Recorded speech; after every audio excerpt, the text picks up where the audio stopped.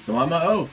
My name is Brian Buma. I'm an ecologist at the University of Colorado and the University of Alaska in the United States. And I am a scientist, and my happy place is found when I am really in the middle of nowhere. I study climate change effects on forests, so I find trees all over the world and basically ask how they're changing.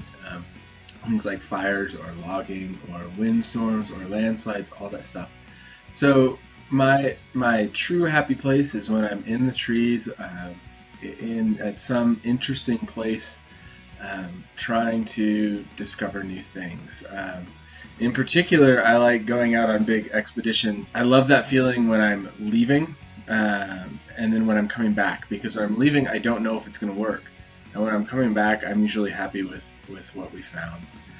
Most of my work has found that trees are expanding and growing as the climate warms up, but in many cases dying as well. So I don't have a single conclusion I can give you.